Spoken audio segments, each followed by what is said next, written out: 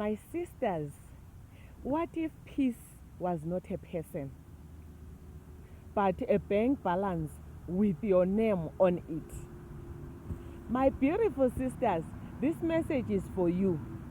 It's for every woman on earth, young and old, married or single, employed or unemployed. Financial independence is not about competing with men. It's not about pride. It's not about ego. It is about freedom, dignity, security, and choice. And every woman deserves that. Why financial freedom matters for every woman?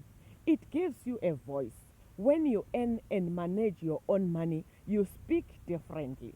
You don't beg, you don't shrink, you don't tolerate disrespect because of independence. It protects you. Life can change suddenly. Divorce, jobless, illness, death. Financial independence is not negativity. It is preparation. It gives you your own options. You can live an healthy environment. You can invest in your dreams. You can support your family without resentment. It builds generation strength. A financial wise woman raises financially wise children. You break cycle of struggle and independence. It brings inner peace. There is a different kind of confidence when you know if something happens, I will be okay.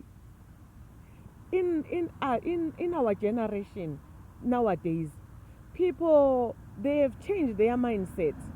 There is no, few women are still waiting for husband to provide, but most of us now siyahereza, siyazamazama, siyayenza, siyadayisa, siba negadeni ukuthi ube independent.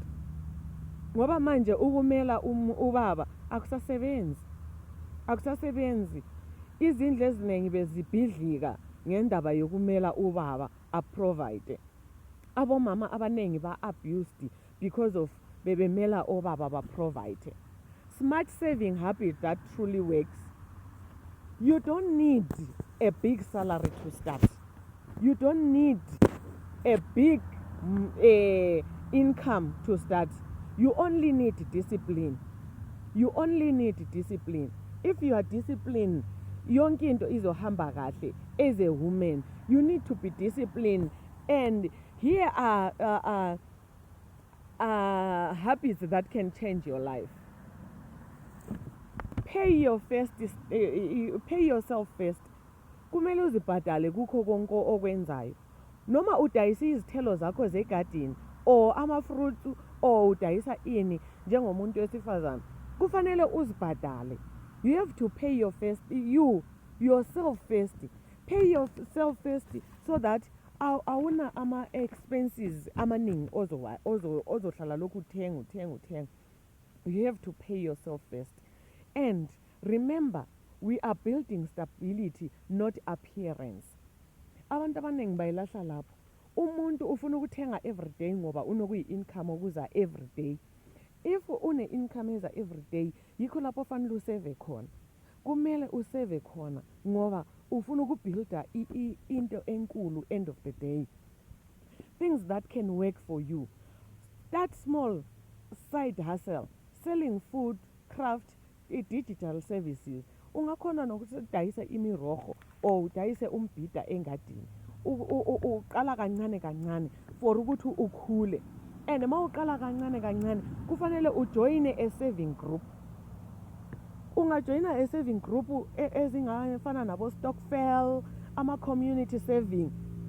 Uzothola lokho kuyakuphusha to do ama-saving every time. Lokho kuyakuphusha ukuthi at least ungahlali ungananto oyibekayo. The other people, they survive with amathini lawana bathatha bafake imali kuwo avalekileyo, so angena into encane, so isikhala esincane lapho khona ukudropha imali yakho. Abanye they survive with those ones. But if ubona ukuthi awukhona usurvive ngemali esendlini, you rather wenze izitokfela nabanye and ujoyine amanye ama-saving groups, ama-community saving groups ongabe unawo. Track your expense for 30 days. Awareness changing and labor behavior. Some of us siyahluleka ukugcina izimali ezindlini because uyaspenda kakhulu and yonke into or umntwana uyagula kumele uthathe imali uhambe naye uye esibhedlela or uye ubona udoctor, so kuba nzima ukuthi useve imali kulezo ndawo. But ukutracker ama-expenses wakho uyafanele ukwazi ukuthi i-grocery oyidla emonth iyimalini and ubekwazi lokuthi ma kuwukuthi kungaba ne-emergency kumele uspende malini.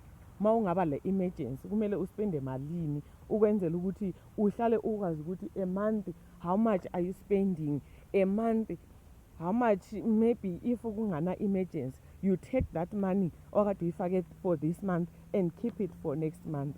You don't just spend because imali ikhona endlini. You spend on emergency nalapho obona khona kulesidingo. But if imonth le ingazange ibe le emergency, fanele uthathe leyo mali le uyisevele futhi for next month because la next month maybe kungaba le emergency. Set a clear goal. Kumele ubhale phansi ukuthi udrafte iplan yakho ukuthi kahle kahle wena imali le oyisevayo ufuna ukuze iye kufikisa kuphi. And lawo ma goals you have to be patient, consistent, compound. Start small ukwenzela ukuthi kungakukhani, ukwenzela ukuthi kungabi yinto ezagcina ungasakhona ukuthi ubuye futhi uvuke. We understand? Ngoba into eyi-one ebulala thina abantu ukuthi ufuna ukusebenzisa yonke imali then end of the day ungasela even le start sakhona, uyabona. So we have to start small, be patient and sibe consistent. Yikho lapho esehluleka khona thina abantu, uyabona. So I think lento le izoyenza ukuthi abantu babe right, uyabona. Abantu bakhona ukuthi baseve imali a month from i-small business, from into encane onayo ezakwenza nawe ube independent, nawe uzibone uqualifya ube independent kukho konke okwenzayo. I have drafted a simple 30-day challenge for every sister in this world. Save something every week, no matter how small it is. Track every cent you spend. Avoid unnecessary purchases each week. Write down one financial goal and read it daily. That is simple and powerful.